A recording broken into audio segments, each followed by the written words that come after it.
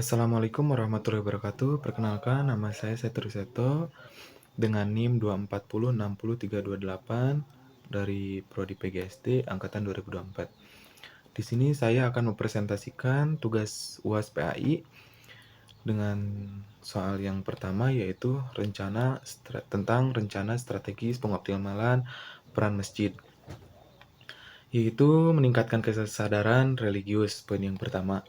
Untuk meningkatkan kesadaran religius spiritual di masyarakat, khususnya dalam konteks lingkungan masjid, beberapa langkah yang dapat diambil antara lain yaitu yang pertama, menyelenggarakan kajian keagamaan rutin, di mana mengadakan kajian agama yang dihadiri oleh masyarakat, khususnya para remaja secara rutin di masjid, baik dalam bentuk pengajian, ceramah, maupun diskusi.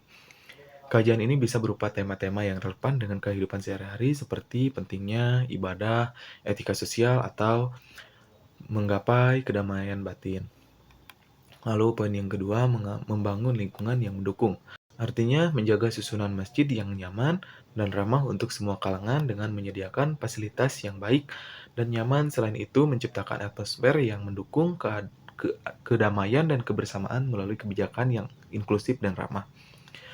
Lalu yang ketiga, mengadakan kajian dakwah sesuai kalangan, di mana pengajian khusus untuk anak-anak dan remaja agar setiap apa yang dipelajari dalam agama sesuai dengan kebutuhan dan tingkat pemahamannya. Lalu, memberi arahan kepada orang tua agar setiap kegiatan ibadah lebih diwajibkan di dalam masjid, terlebihnya untuk laki-laki, diwajibkan dalam setiap sholat fardu itu berangkat ke masjid.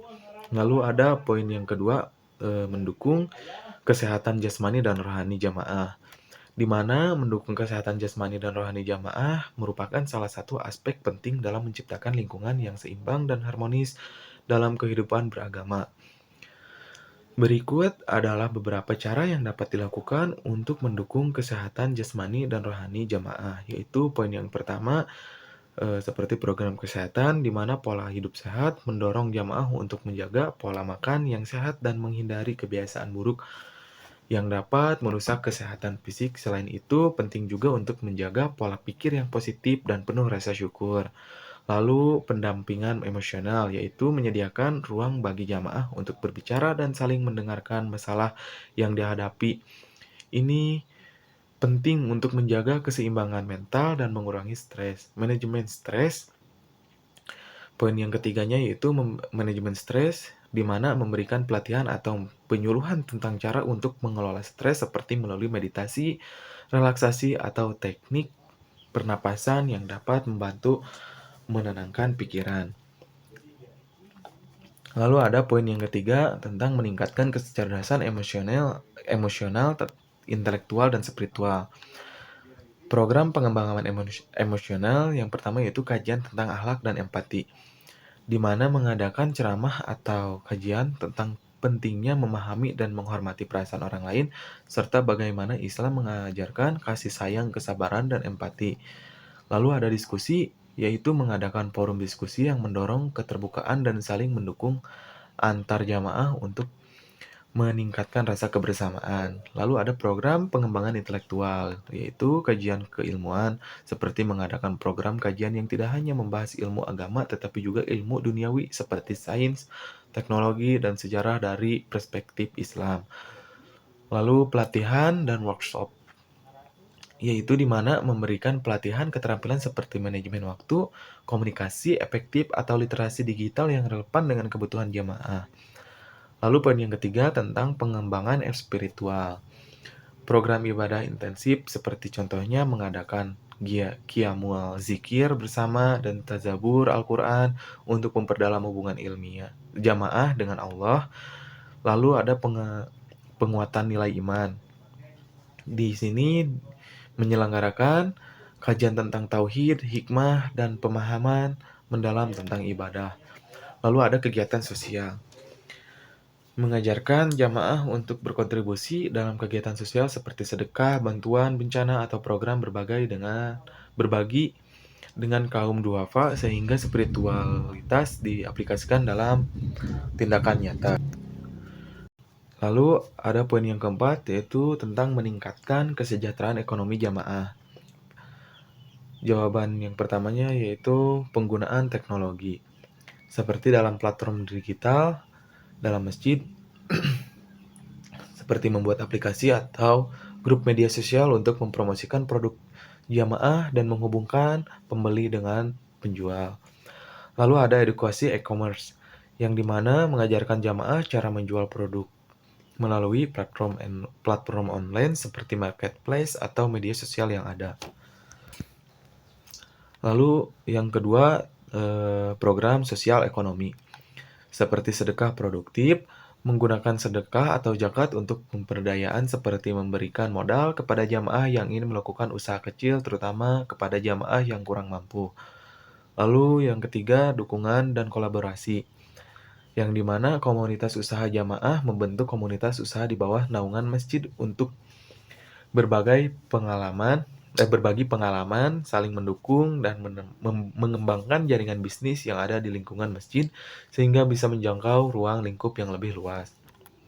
Lalu ada program pemberdayaan ekonomi, yaitu Baitul Mal atau Koperasi Syariah, membentuk lembaga keuangan syariah di masjid untuk membantu jamaah mengakses pembiayaan mikro tanpa riba, tabungan, atau layanan pinjaman untuk usaha kecil.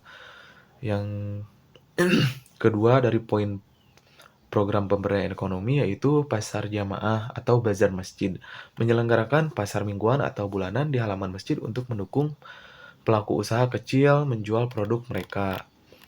Lalu jawaban saya dari soal kedua yaitu tentang solusi bagi Ustadz Hasan untuk menjadi pendidik yang ideal. Poin yang pertama yaitu prinsip-prinsip utama seorang pendidik dalam Islam. Untuk membantu Ustadz Hasan memperbaiki pendekatan sebagai seorang pendidik dalam Islam yang sejalan dengan peran sebagai mu'alim yaitu pengajar, murabi yaitu pendidik akhlak, muzakir yaitu pemberi nasihat, dan mursyid yaitu pembimbing. Khususnya prinsip-prinsip seorang pendidik dalam Islam harus berakar pada ajaran Al-Quran, yaitu sunnah Rasulullah Shallallahu Alaihi Wasallam dan tradisi pendidikan Islam. Dan berikut adalah prinsip-prinsip utama tersebut. Yang pertama, mengajarkan ilmu yang bermanfaat. Pendidik harus memastikan ilmu yang diajarkan relevan, bermanfaat, dan memberikan kebaikan dunia maupun akhirat kepada peserta didik, seperti yang sudah dicantumkan dalam Quran Surat Al-Baqarah ayat 269. Lalu jawaban yang kedua tentang keteladanan atau uswatun hasanah. Di sini seorang pendidik harus menjadi teladan yang baik dalam ucapan, sikap, dan perbuatannya. Rasulullah Shallallahu Alaihi Wasallam adalah contoh terbaik bagi pendidik umat, seperti yang sudah dicantumkan lagi dalam Quran Surat Al-Ahzab ayat 21. Lalu poin yang ketiga tentang sabar dan bijaksana. Dalam mendidik seorang pendidik harus memiliki kesabaran dan kebijakan baik dalam menyampaikan ilmu maupun menghadapi murid, seperti yang sudah dicantumkan kembali dalam Quran Surat An-Nahl ayat 125. Lalu ada poin yang keempat yaitu menggunakan pendekatan kasih sayang, di mana seorang pendidik harus mendekati peserta didik dengan penuh kasih sayang dan kelembutan, sebagaimana dicontohkan Rasulullah SAW dalam Quran Surat Al-Imran ayat 159. Lalu ada soal yang kedua, jawaban kedua yaitu strategis praktis untuk meningkatkan hubungan emosional dengan siswa. Yang pertama yaitu bangun kepercayaan. Tujuannya untuk membangun kejujuran dan konsistensi dalam tindakan dan ucapan. Lalu jadilah pendengar yang baik ketika siswa berbicara, baik tentang pelajaran maupun masalah pribadi. Lalu poin yang keduanya yaitu kenali siswa secara personal, pelajari nama siswa dan gunakan saat berbicara, pahami minat, hobi, dan latar belakang mereka untuk menunjukkan bahwa Anda peduli. Lalu ada berikan perhatian individual, yaitu luangkan waktu untuk berbicara dengan siswa yang mungkin tampak tertutup atau bermasalah. Ajukan pertanyaan terbuka tentang perasaan mereka dan dengarkan dengan empati. Lalu ada yang keempat, tentang ciptakan lingkungan yang aman. Di sini kita harus hindari kritik berlebihan atau penghukuman di depan umum. Lalu berikan dukungan emosional ketika siswa menghadapi tantangan. Lalu ada contoh kegiatan dan metode pembelajaran yang kondusif dan islami. Yang pertama yaitu diskusi kelompok dengan nilai keislaman. di mana kegiatan membentuk kelompok diskusi untuk membahas tema tertentu, misalnya kisah para nabi, akhlak mulia, atau nilai-nilai Islam dalam kehidupan sehari-hari. Dengan metode, guru memfasilitasi pembentukan kelompok, memberikan materi berbasis Al-Quran dan hadis. Setiap kelompok mempresentasikan hasil diskusi. Tujuannya yaitu untuk melatih kerjasama, berpikir kritis, dan memahami ajaran Islam secara mendalam. Lalu ada simulasi praktik ibadah. Kegiatannya yaitu simulasi tata cara sholat, wudu, atau haji. Metodenya yaitu guru memberikan penjelasan teori tentang tata cara ibadah sesuai tuntunan Rasulullah SAW, dilanjutkan dengan praktik langsung oleh siswa di bawah bimbingan guru, diskusi dan koreksi bersama setelah simulasi. Tujuannya yaitu memastikan pemahaman siswa terhadap ibadah dengan benar dan membiasakan praktiknya sejak dini. Lalu ada poin yang ketiga, yaitu belajar melalui cerita Islami. Kegiatannya, guru menyampaikan cerita inspiratif seperti kisah para nabi, sahabat, atau tokoh Islam. Metodenya dengan guru menyampaikan cerita dengan gaya interaktif dan menarik. Siswa diberi kesempatan bertanya dan menyampaikan hikmah yang mereka dapatkan dari cerita tersebut. Penugasan misalnya membuat ringkasan cerita atau ilustrasi. Tujuannya yaitu untuk mengembangkan kecintaan terhadap Islam, menanamkan nilai-nilai akhlak mulia, dan melatih kemampuan berpikir reflektif. Ketiga metode ini memadukan pendidikan akademis dan nilai-nilai Islami untuk menciptakan lingkungan belajar yang kondusif. Lalu ada jawaban soal yang ketiga. Berikut adalah penjelasan tentang Islam yang rahmatan lil alamin, ekonomi syariah, dan pemikiran yang Islam. Yang pertama yaitu Islam yang rahmatan lil alamin. Islam yang rahmatan lil alamin berarti Islam sebagai agama yang membawa rahmat. Rahmat itu yaitu kasih sayang, kedamaian, dan kebaikan bagi seluruh alam semesta, bukan hanya untuk umat Islam, tetapi juga untuk manusia lainnya, hewan, tumbuhan, dan lingkungan. Konsep ini bersumber dari Al-Quran surat Al-Anbiya ayat 107 yang artinya, dan kami tidak mengutus engkau Muhammad melainkan untuk menjadi rahmat bagi seluruh alam. Islam mengajarkan nilai-nilai universal seperti keadilan, toleransi, kepedulian sosial, dan perlindungan terhadap semua makhluk ciptaan Allah. Lalu yang kedua, ekonomi syariah.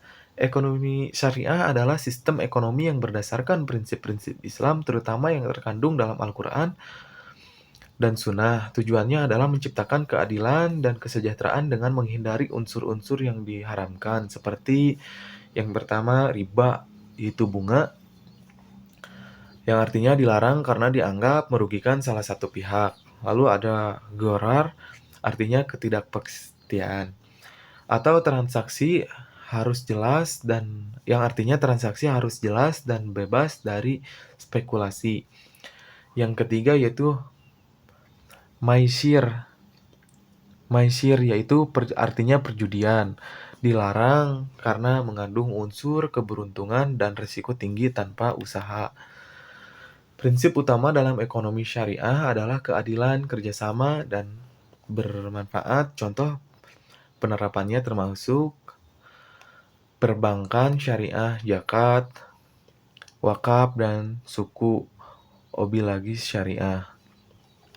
Lalu ada yang ketiga yaitu pernikahan dalam Islam. Pernikahan dalam Islam adalah akad yang sah antara seorang laki-laki dan perempuan untuk membentuk keluarga berdasarkan aturan-aturan syariah. Tujuannya meliputi ibadah. Pernikahan dianggap sebagai dari ibadah kepada Allah, memenuhi fitrah manusia sebagai saran untuk mendapatkan ketenangan, sakinah, cinta, mawadah, dan kasih sayang, rahmah. Melanjutkan keturunan, itu membentuk keluarga yang akan mendidik generasi penerus dengan nilai-nilai Islam. Seperti rukun nikah, ada calon suami, calon istri, wali nikah sebagai perempuan, dua saksi yang adil, dan akad itu atau ijab dan qabul.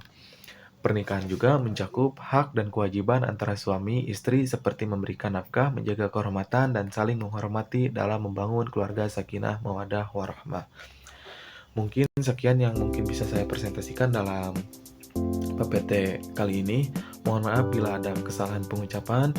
Wabillahi taufiq wal hidayah. Wassalamualaikum warahmatullahi wabarakatuh.